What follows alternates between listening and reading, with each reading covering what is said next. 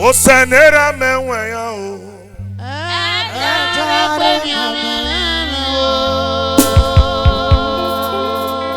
Abuye menwaya o.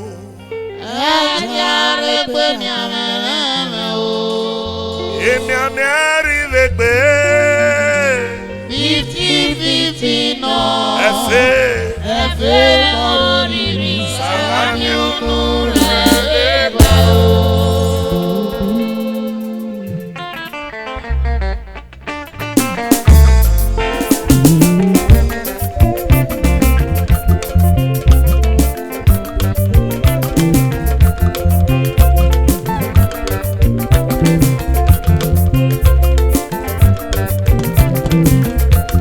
Osenera menwaya o. Jesu no dewaya o. Yemi amiari vegbe. 50-50 no. My reverend. That's my reverend, my spiritual father, Arasa. Osenera menwaya, the prophet. Okay, Abuye menwaya o. Yemi amiari vegbe. 50-50 no.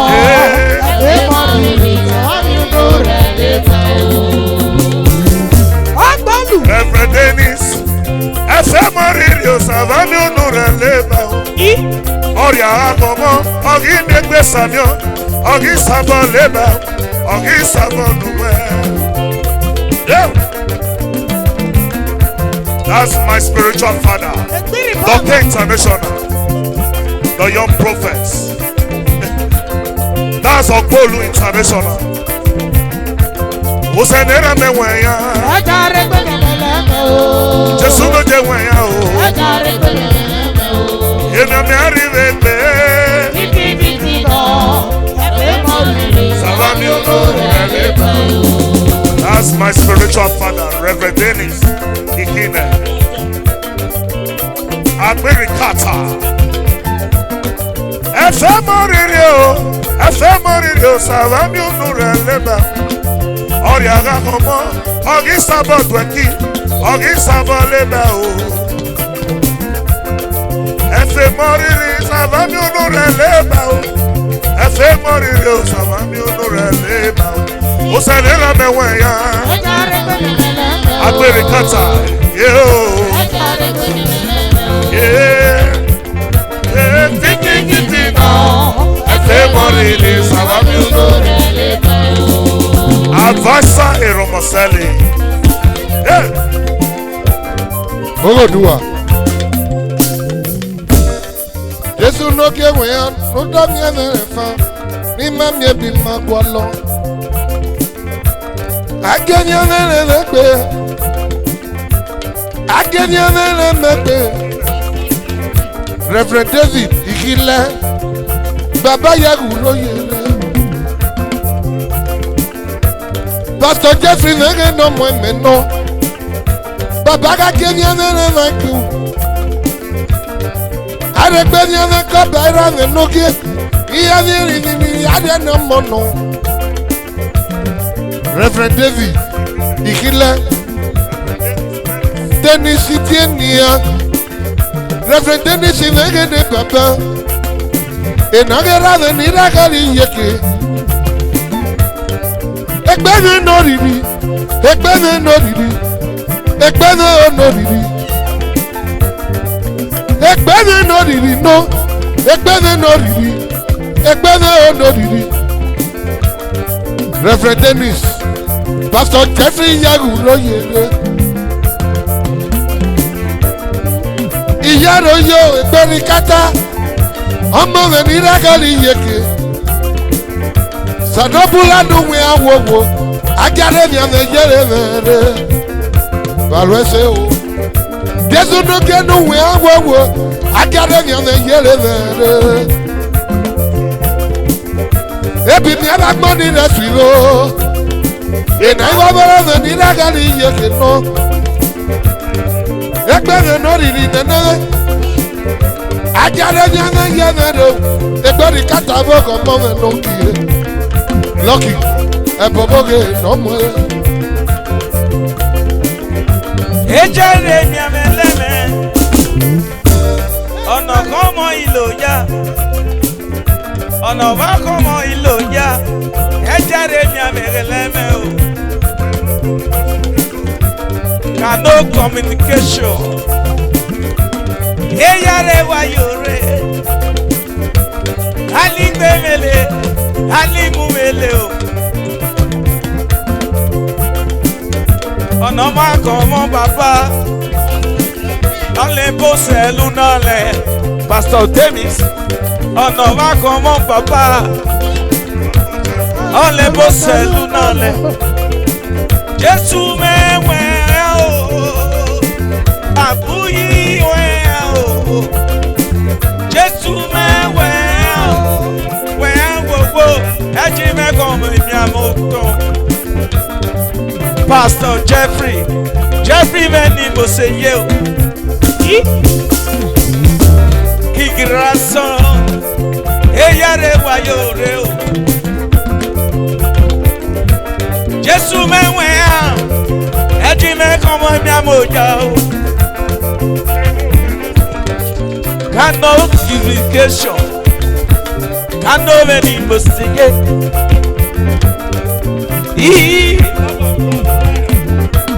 The love of God. The love of God. Eyare wa yore o. Kanome ye ye. Kanome ne papa o. Kanome ni mo se ye. Pastor Jeffrey. Eyare wa yore. Pastor Jeffrey. Ni mo se. Eji me come mi amoja. Eromhonsele together. Wàhálà yíyọ bàbá kan lórí ẹgbẹ́ náà sá. Ọ̀nà máa kọ́ ló yá. Wàhálà yíyọ bàbá kan lórí ẹgbẹ́ náà sá. Ọ̀nà máa kọ́ ló yá bá gbọ́. Denisi mẹ́nà gàdàbí.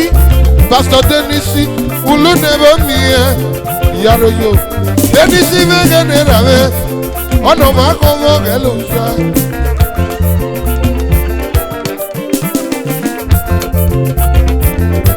Christopher Aluminium no baba era ni ragali yeke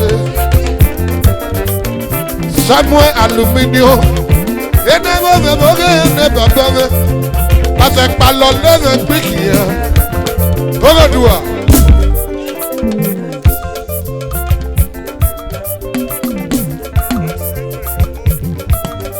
Baba esekpe you know that go where oyele Barista esekpe dadi igogwaro yere wu Takpa lo leve piki ego piki emeki Ebele ni ye leve piki eniya Dadi you know Barista esekpe boge ne baba Reverend David Dennis even okiewu Dennis even gene rameno Era veni ragali yeke no Pastor David even genera me Oga sage nada le romo no mora kiemi Papa no wa yere mere Ono wa komo gagigo yabako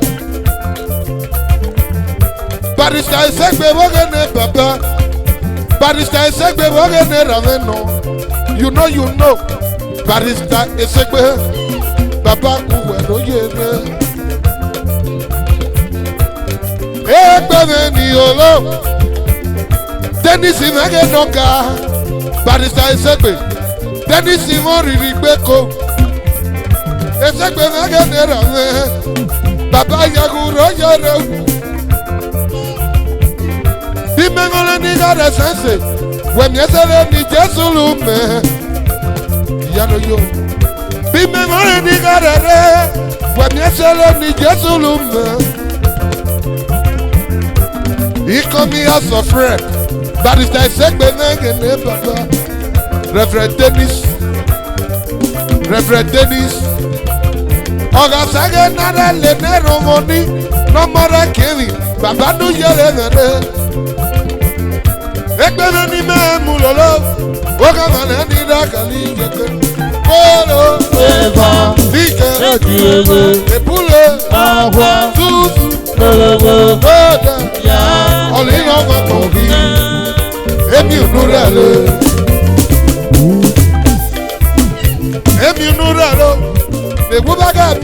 leba mo emi unu rele.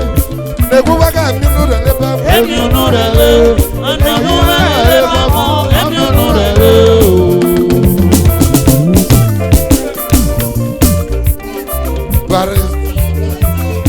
Becoming half of red members. Barrister India, Esegbe Nage no more.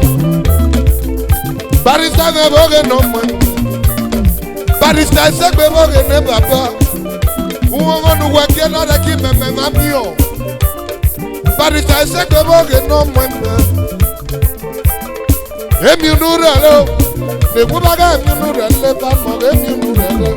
Negubaga emi unu rele ba mo. Emi unu rele, negubaga leba mo emi unu rele.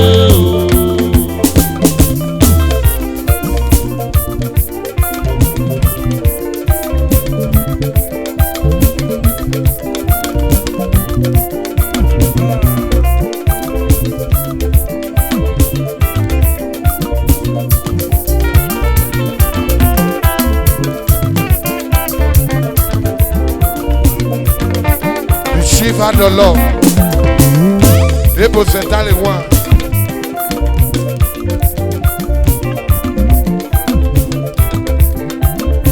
Emi unu rele o, ọ̀nà yìí mẹ́lẹ̀ bá mọ̀. Emi unu rele, ọ̀nà yìí mẹ́lẹ̀ bá mọ̀. Emi unu rele, negubaga leba mo Percussion. emi unu rele.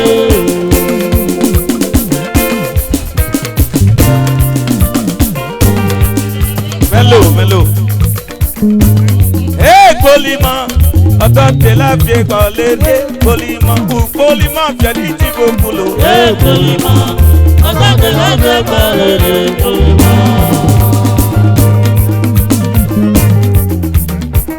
Ẹ̀jìnà yé. Ọmọ nu romi biẹ́lẹ̀. Ẹ̀ríkì yé. Ọmọ nu romi biẹ́lẹ̀. Ọmọ nu romi biẹ́lẹ̀. Yo. Polima, ọ̀tọ̀ tẹ̀lé fi kọ́ lédè. Polima fẹ́ni tí mo kúlò. Polima, ọ̀tọ̀ tẹ̀lé fi kọ́ lédè. Polima.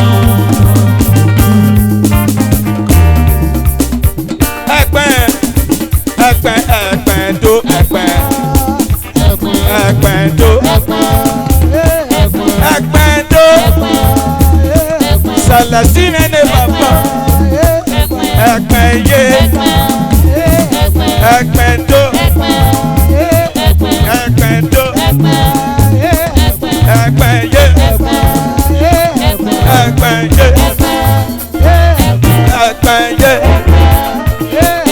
ẹgbẹ́yé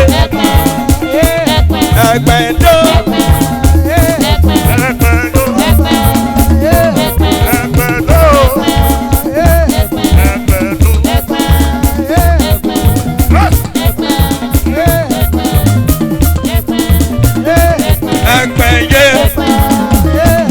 Bokuro mi ne papa, ẹkọ mi ne papa, ẹgbẹ́yó,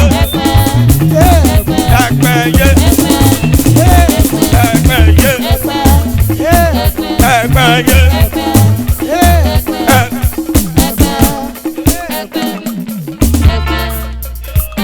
Ẹgbẹ́ndó ẹgbẹ́.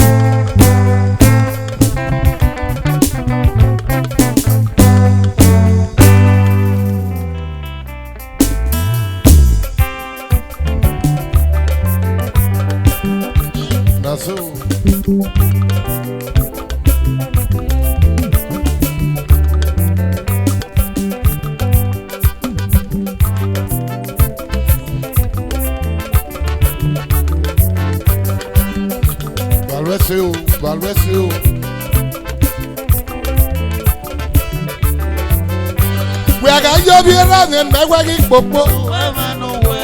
We ayobi nyame we megi popo. We ayosho ne megwagi popo. We ayobiera ne we megi popo.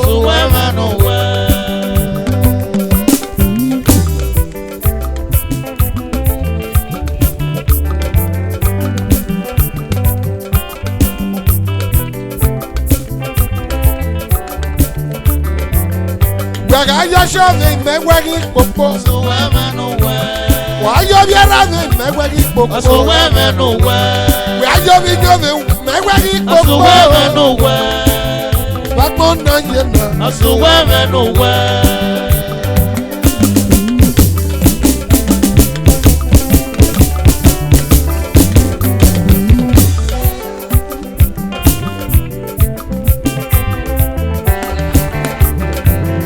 Gaga you be going? Megwagi popo. We are just showing Megwagi popo. Why you be around me? Megwagi popo. What more than you know?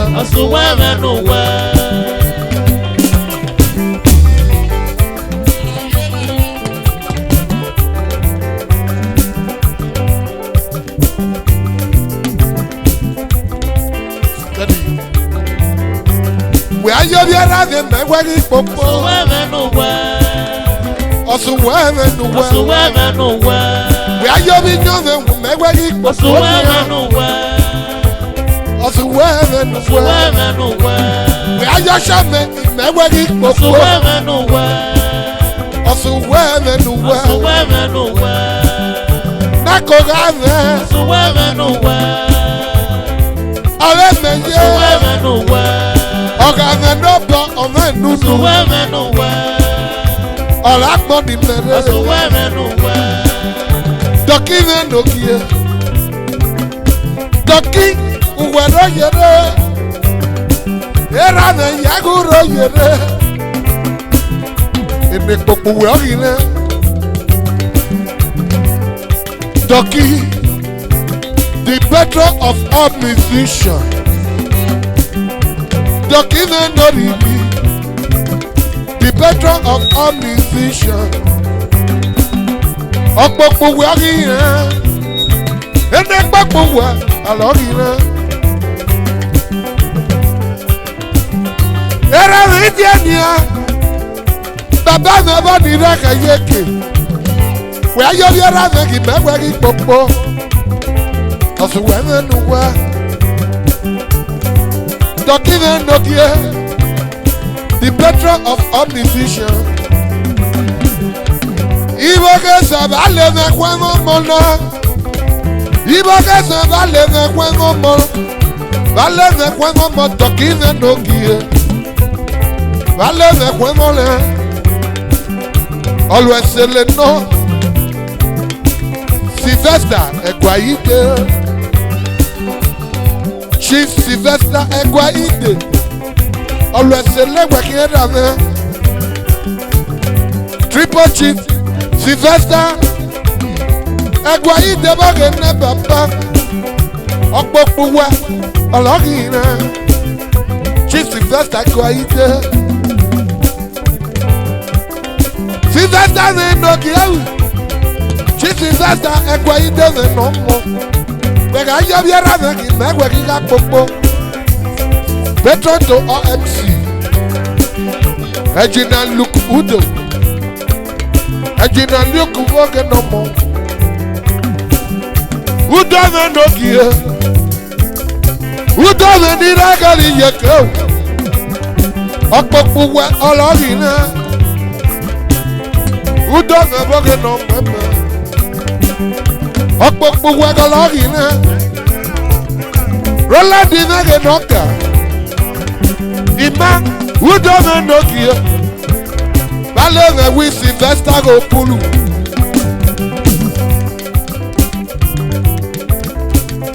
Ballet the wall go pulu.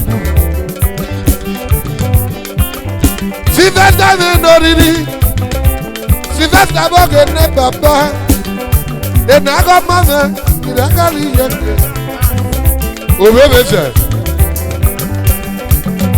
Oh, Obebeze of the house. Doki me boge no mweme. Engineer Udo wemo ririkbe. Udo me boge no mweme. Rolandi me ndogie. Rolandi me ndogie. Wega yobiera me wegi popo. Osuwe me nuwe. Wega yobi nyome me wegi popo. Osuwe me nuwe. Wega yasha me wegi popo. Osi me nuwe. Vale me juego moime. Wala mi yeba juego moime. Waya boge ne bamba. Triple chief Doki me no diri. High chief Doki. Waya yago ro yere. Egbe me ni me mulolo.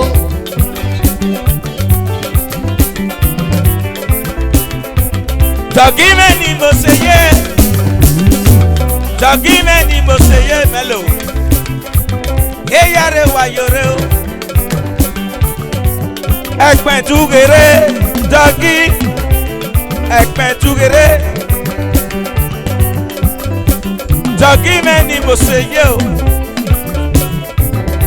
Oh! Saint Peter ni mo se. Saint Peter ni mo se. Eyare wa yore. Saint Peter me ni mo se o. Ekpen tugere. Ọ̀nà bá rò bọ́ọ̀lù ọ̀ìmọ̀ rẹ̀ Saint Peter. Àgbàsá Eromhonsele. Eyare wa yore o. Ransom ni mo se ye o. Nico ni mo se ye o. Honorable Nicholas. Emmanuel Madobiale. Nicholas ni ye. Nicholas ni mo se ye. Eyare wa yore. Aligbe mele. Aligbe mule. Honorable Marcus ye. Honorable Kakos ye. Kakos Limited. Kakos ni ye je. Jogi me ni mo se yo Dr. Koki. Wake akwa devi nu welu. Uku bui dokile. Medalo nege na chachi. Advasa Eromhonsele no gbogbo kwa. Uwogile. Dotoriwo boge ne baba. Oriwo me no ke dotoriwo tie. Dotoriwo. Soni me no riri. Dotoriwo boge no mweme. Real estate manager. Soni me no ke. Okpopo me ogile. Uwe no logo me ogile. Okpopo me ogile. Uwe no logo me ogile. Toto Soni me boge no mo. Oriwo dogie. The Ocheni Woke of Salan. I Chief Sylvester Ekwaide. Baba na baba.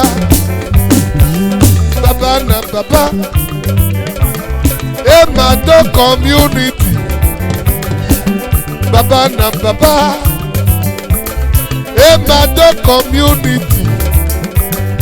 Rayobiara me back for Nigeria. Lucky man, okay. Lucky superstar man, no didi.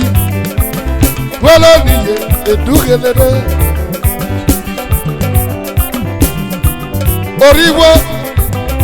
Oriwo me bag of money, no get. The men no money, no more use it cool. The men no money, even more. The men no money, no more use it cool. Eromhonsele yaguro yere. The men no money, no more use it cool. Lucky superstar, Dr. Riwo.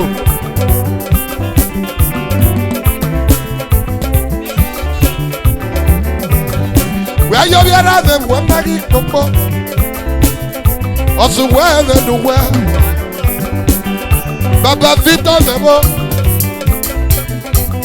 Baba Vita. I am money man. Lucky. What do you do? Lucky. Emado. I am money nage no mweme. Emado. Yage dugede. Mrs. Ahichasie. Yaro yo. Mrs. Ahichas. Wogama lebo kene babano. Okbanga yo.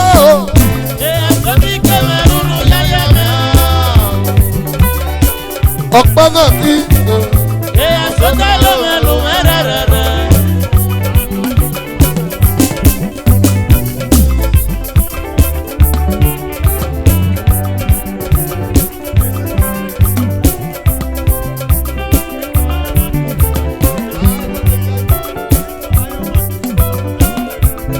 Baba Victor Ayoma distributor to Dangote.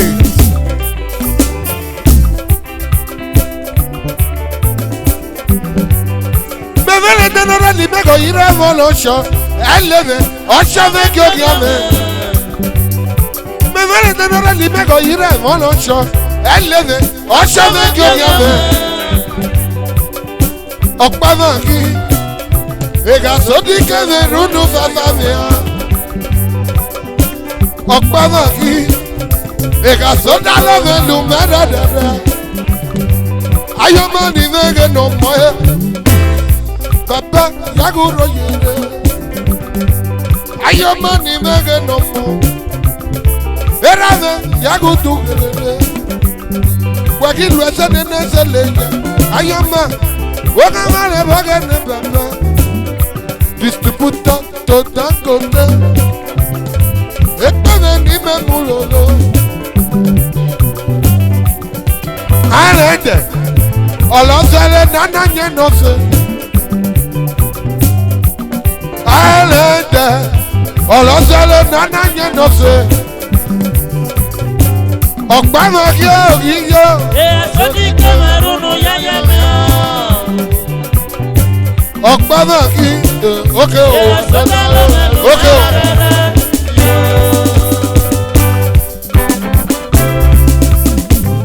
Hello go. Hello go. Hello go. Hello go.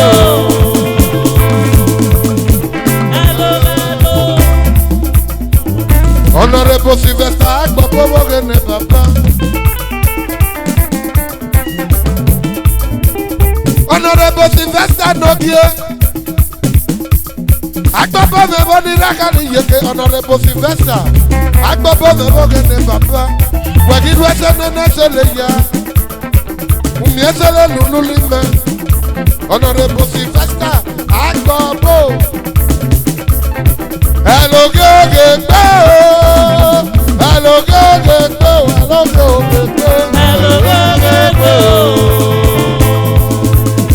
Hello. Honorable Sylvester Agbabowo gene papa. Honorable Sylvester no ke wagiru esene neseleya. Hello go. Hello go.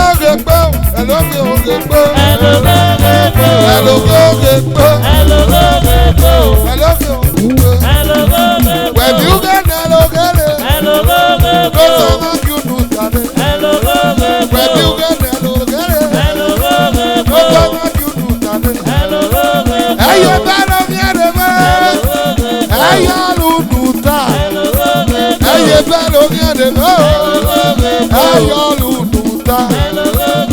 Hello go. Hello Gugegbe. Hello Gugegbe. Hello Gugegbe. Wẹ̀mí ẹgbẹ́ lomi ẹlẹ̀. Ó fẹ́ bá Juno rẹ̀ sáré. Hello Gugegbe. Hello Gugegbe. Hello Gugegbe.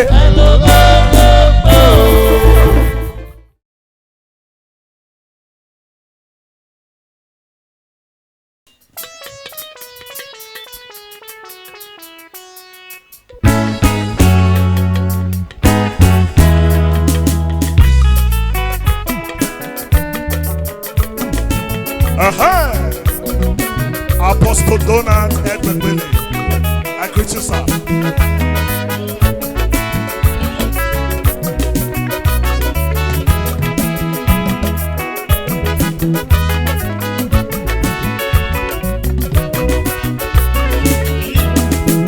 Okwopia dori wana mi ogere deko.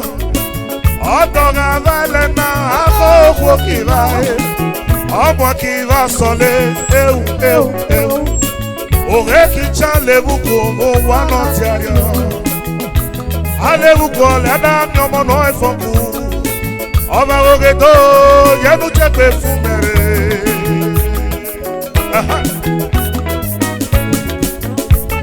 Apostle. That's my brother Isaiah. Okay. The Piro. Thank you, sir. Okwopia doga ribuwa na miogere dekpo.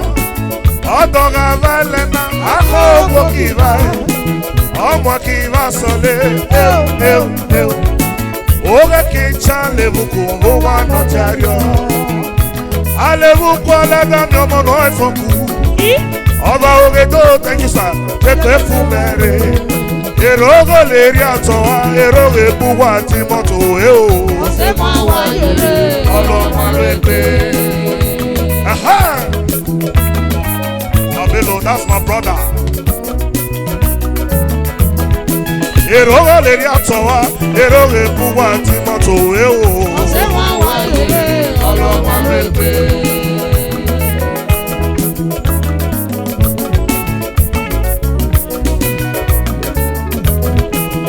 Asemwa yere golo malwepe.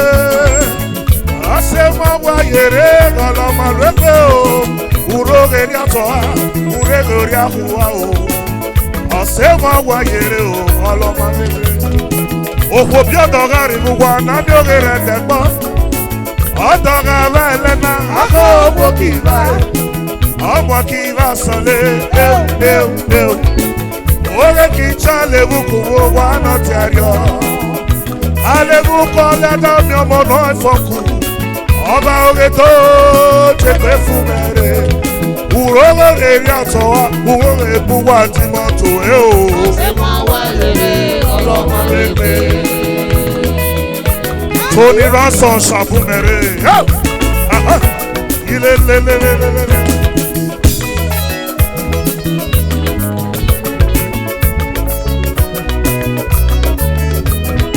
Erogo leri atoa, erogo ebuwa timoto eo. Ose mwa yere. Olo marete.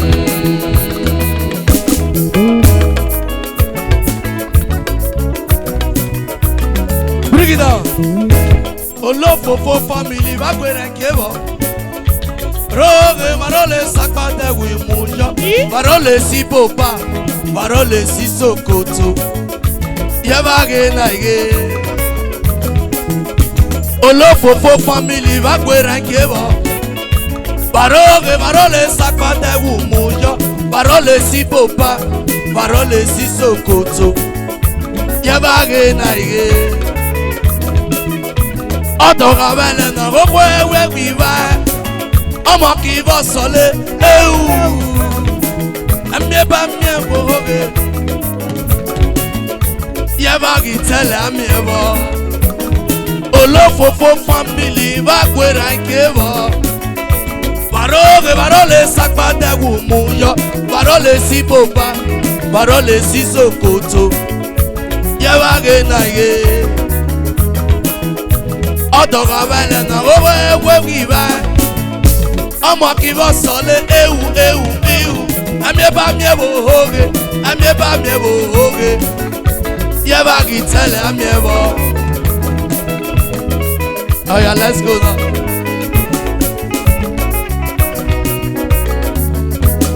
Atata boy lolo. Ai pono kwiye. Ela me pono bebo. Ula ela mawa no rimuda. Omo imebulu. Ai kafiole. Ọ̀pẹ̀tẹ̀ àná sí kẹ̀mọ́ àná.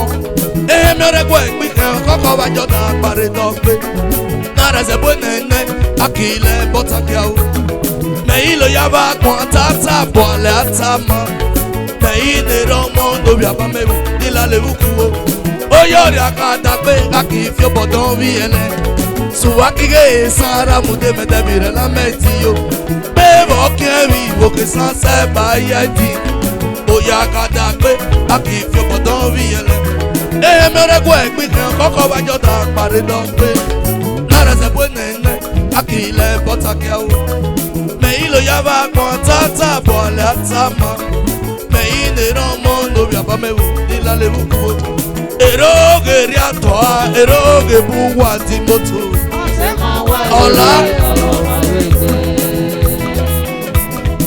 Ola menojo. Ola meno mogaluna. Christmas meno monero. Christmas meno monomo. Gere Christmas meno mono. Imanoje no mo. Ola menoje. Ola communication. Ola ni mere yo. Chris pharmacy. Chris supermarket. Iyare no ni wega yo. Wegi lo se no vale se. Ono lese Chris. Ole aluna. Daddy you are too much yo. Daddy you are too much yo. Daddy gulu never me. Obo kutia. Elolo mi uwe. Paris lo se no vale se. Franco waya. Ekpeyan ki me no moto. Franco ulu never me. Wagi lo se no vale se.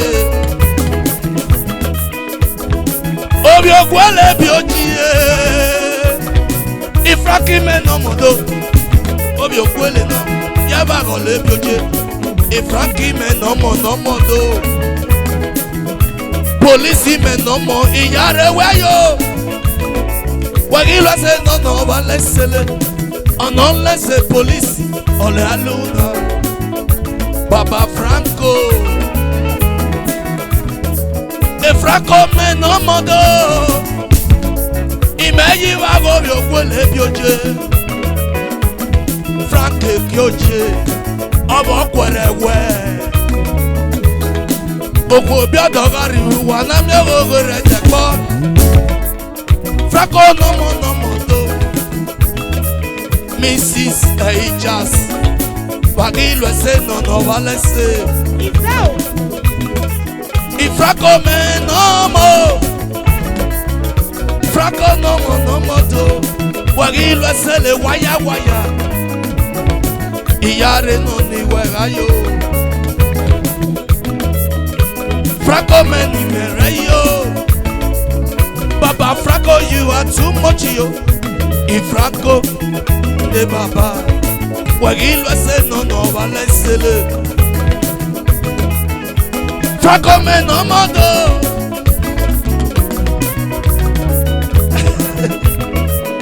Ejinia sato ni mere yo. Onago monuro ibiale. Ejinia sato. Daddy you are too much yo. Wagi lo se no vale se le. Ejinia sato me no mo. Iyare no ni bagayo. Obo butia. Elolo mi uwe. Wagi lo se no vale se. Rogo geri atoa. Eroge buwa ti moto.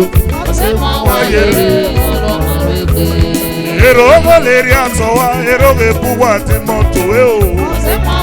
You know happy boy.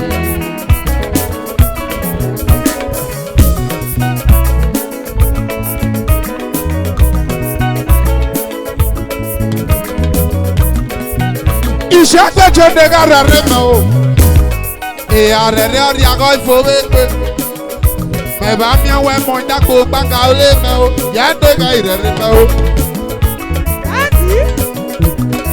Ìṣẹ́gbẹ́jọ nìkan rẹ̀ mọ́ o. Ìyá rẹ̀ rí ọ̀rẹ́ àgọ́ ìfowópamọ́. Mẹ̀bà mi àwọn ẹ̀mọ́ ìdáko gbàgà olé mẹ́ o. Yà á dé ka ìrẹ̀rẹ̀ mẹ́ o. Adáre mẹ́fọ́ ọ̀tá yìí kò lù tàbí òwò náà o. You don't care who you baby over now. I'm asking you why I do this, and then you why I do that. I wanna let you be Judah. Oh, Mama Siva, may you want to get no basso. Siva, may you want to get no mono. Siva, got no basso. Siva, yaga to get it. Osha man, Osho Yaman. Osike megarunu ya yame. Osha man, Osho Yaman. Okiso da lo me olume. Osha man, Osho Yaman. Osike megarunu ya yame. Oh, ayela. Oh, ayela. Baba mi ono mo kabeke. Baba mi ono ikoko mo kabeke. Oh, Apostle Donald Odugelere. Oh, I don't want to say that we swallow homo. Apostle Donald Odugelere.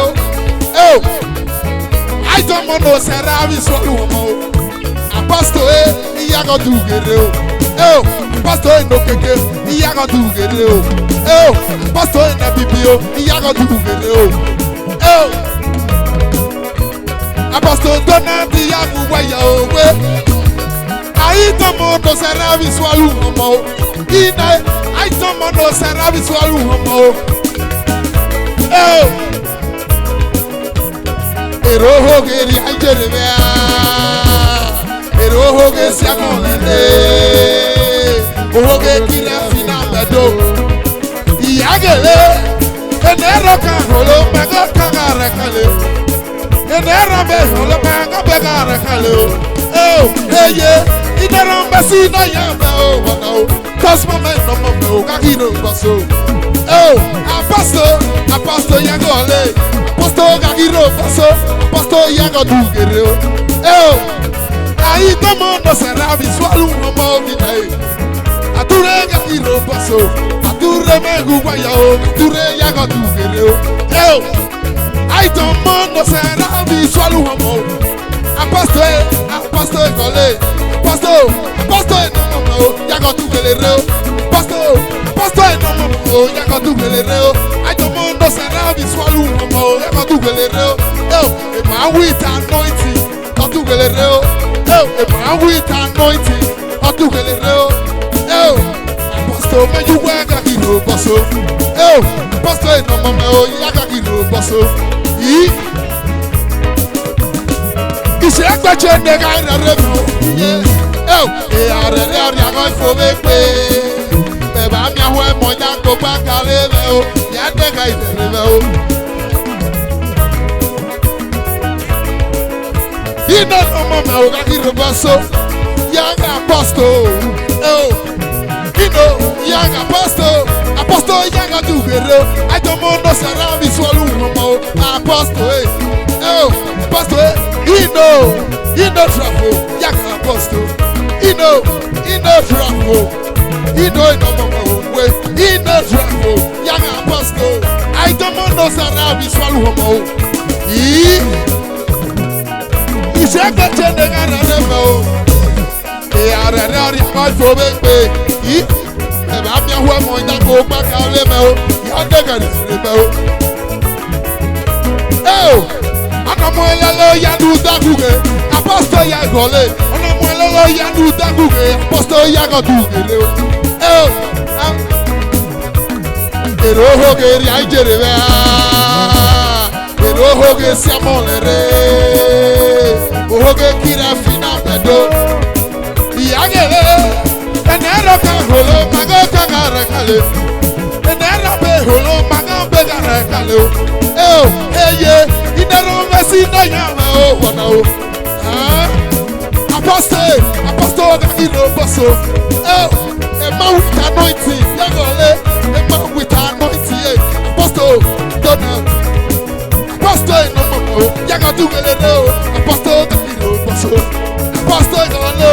Apostle kakino baso. Apostle Yagole.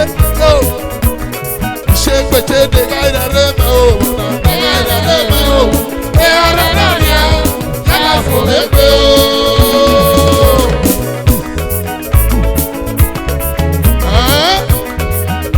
gbẹ̀tsẹ̀ ní ká rẹ̀ rẹ̀ mọ̀ wé. Ìyá rẹ̀ rẹ̀ rí àwọn ìfowó gbé. Mẹ̀rẹ̀ àmì àwọn ẹ̀mọ̀ dá kó pàkà ọ̀lẹ́ mẹ́ o. Ìyá dẹ̀gẹ̀ ìdílé mẹ́ o.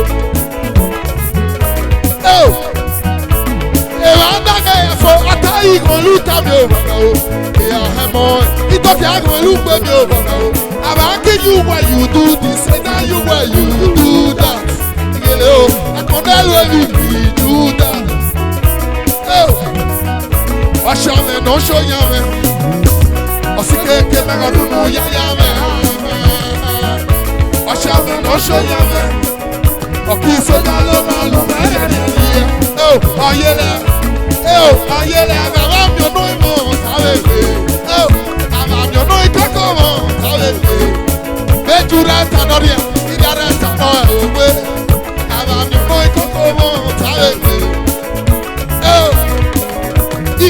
Èlò oge rí àìjẹ̀rẹ̀ rẹ̀. Èlò oge sámọ̀lẹ̀ rẹ̀. Oge kiri àfinà gbẹ̀dọ̀. Ìyá gẹ̀lẹ́. Enero kan holoma ngoka ngarekale. Enero be holoma ngoka ngarekale.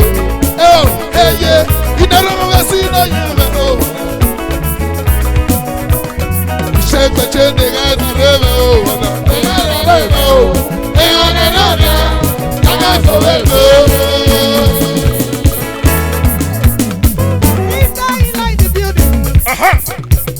Ọba oge miẹwọnu miẹwọnu. Miẹwọnu oye. Ọba oge miẹwọnu. Ọba oge miẹwọnu. Yẹnu miẹwọnu. Christopher. Miẹwọnu. Ọmọ oge miẹwọnu. Ọba oge miẹwọnu. Olófòfò miẹwọnu. Olófòfò miẹwọnu. Miẹwọnu. Ya miẹwọnu gị na ama hogo ya miẹwọnu. Chọ miẹwọnu. Chọ miẹwọnu. Ebalo ebe sẹ́yìn wọ miẹwọnu. Ama hogo ya miẹwọnu. Ama hogo ya miẹwọnu. MC Tempo gị na ama hogo ya miẹwọnu.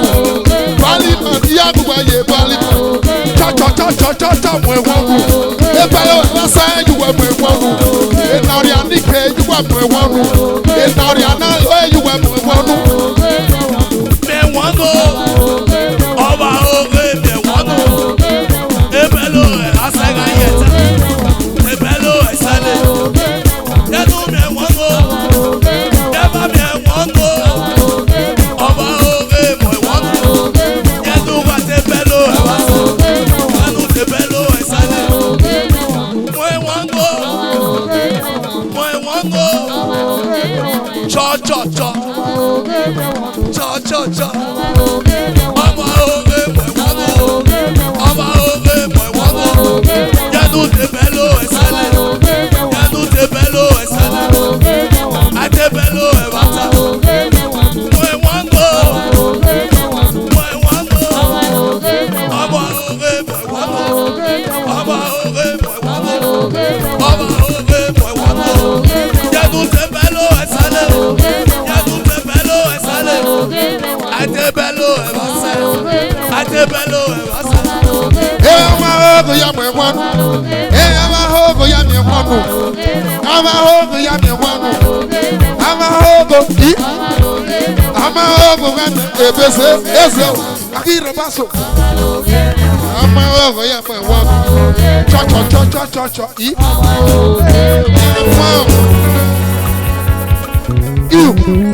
What?